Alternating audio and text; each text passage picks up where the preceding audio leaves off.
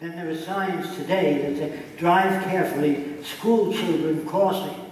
Well, we have a pavement that looks like two combs. When the kid presses the button across the street, the pavement turns up like that, so no car can hit a kid. Do you understand what I'm getting at? Not a sign, be nice, be kind, be careful. No, you build it in the city system. If your blood vessels depended on you, you're going to go upstairs, you speed up your heart, and you go upstairs. That's what an automobile is like today. They're very dumb. Automobiles that have no intelligence at all. If your car veers to the right, either your tire air pressure is uneven or something's wrong with the steering wheel. But when a human being goes wrong, they put him in jail. There's something in the environment that made him that way. Well, what kind of environment would make a serial killer? There was a doctor named Worthy. Most of you never heard of him. He wrote a book called Show of Violence, showing what makes these people the way they are. And here's what they found out about, same thing with Jeffrey Dahmer. You know who Jeffrey Dahmer was? He's a guy that cut off heads, put them in the refrigerator, ate them, went to bars, got another guy to come up to his apartment, he put drugs in their drink, and they'd pass out, then he'd cut them up.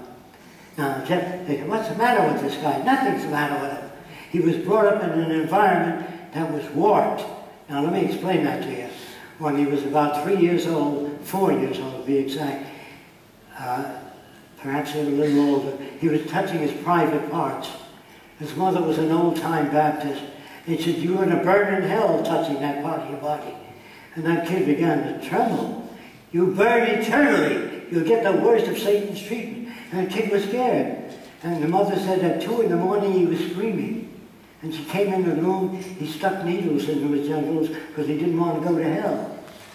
And he used to take minority kids into the woods and try to cut their genitals off to keep them from going to hell.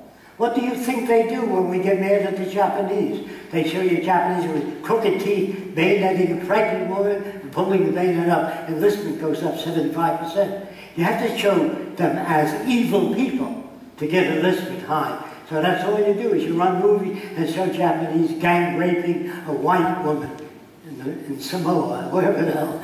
But they do that, and Japanese are just like us. Some are good, some are evil, some commit crimes more so. They're not that different. People aren't that different. You have the same kind of crimes all over the world. But what makes them that way? That's what this doctor wanted to know, so he can raise people without that type of experience so they don't become what you call aberrant in their behavior. Aberrant behavior is generated.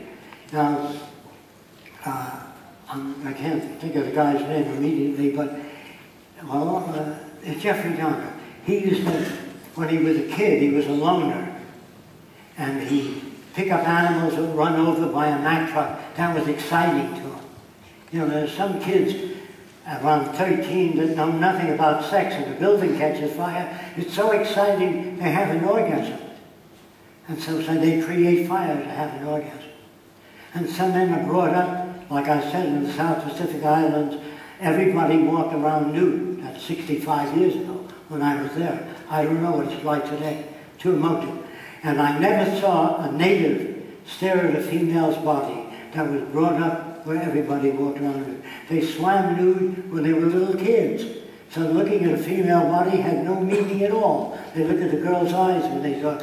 In this country, or any civilized world, so they're always looking at the tits, the butt, the belly, the legs, because the camera in Hollywood moves in on the cleavage line, you know. Then it moves on a girl walking. And when you say, well, you know how men are, that isn't how they are. That's how they're made by this culture. So when guys say, hey, get a load of that chick, they're talking about their culture. If you're brought up in the South Pacific Islands, nobody ever said, hey, get a load of that. Because they've seen nude women just every day. So it meant nothing. And if you try to sell them a picture, a book with pictures of nude women, you say, well, what do I want with that? Do you understand that? So all of your attitudes are shaped by culture. And don't look at men as bad or good. That's the way they're brought up. Okay? Now, there are some men that become excited if women are wearing underthings before they have sex. I want to wear lacy stuff. Where the hell do they get that from? Some movie or book or magazine. That's where they get it. So in the South Sea Islands, The natives made love on the beach sometimes. They didn't have to do it privately. And they stroked the whole person. That was 2 hands on the girl and stroked the whole person. They had no fetishes. There are no tit men, no leg men, no ass men. They stroked the whole female. Just as you stroke a dog. When you stroke a dog, you stroke the whole dog. You don't stop at the balls. You stroke the whole dog. You know what I mean? When you deal with abnormal behavior, normal to what? Who sets up what normal is, or what right is, or wrong? In the Arab world, the guy may have 15 wives, and they all get along with each other. Here in this country, we have 1 wife. We don't get along. So they think their system is good. You can't say you should only have 1 wife. If 9 wives want to live with you, if you don't force it, or 9 men want to, and you like that, that's fine, so long as you don't force anybody else into your value system. But there's no right, no wrong, no good, no bad. People are shaped by culture. If you learn that, in the future, when you hold a book and you can't see the lettering, it'll become darker.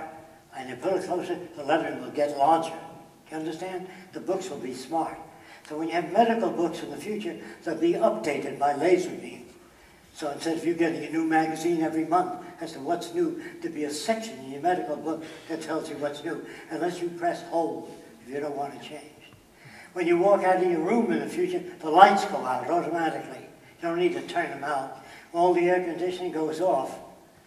The electric companies won't like that at all. You understand? There's not a single thing you can do that somebody won't hate you for it. A lot of people will hate me, not for the Venus Project, but what they think the Venus Project is about. They think it's about a lot of scientists in gray.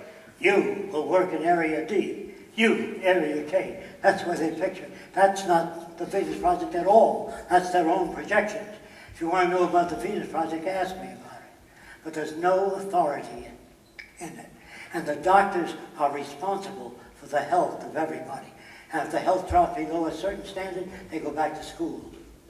They're not punished. Yes? We have a question here. Thank you.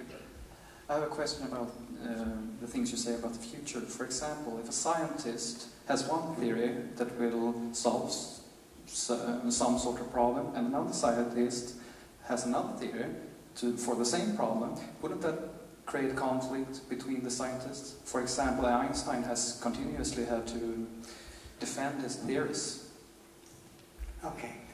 All scientific theories are put to test, and they stop speculating about the Big Bang. That's how it all started. Some scientists believe that. But what was there the day before the Big Bang? And they say light is the only thing that has a constant speed. But they say light is attracted to the black hole, so it couldn't have a constant speed. It's attracted into the black hole. They say all matter is attracted to the black hole. So you see, scientists have theories. So you have in the book, it says, this is one theory, this is another theory, this is another theory, whichever you accept. Or you say, I'm going to hold it in abeyance. I think it's too early to accept any of those points of view. We don't know enough about it.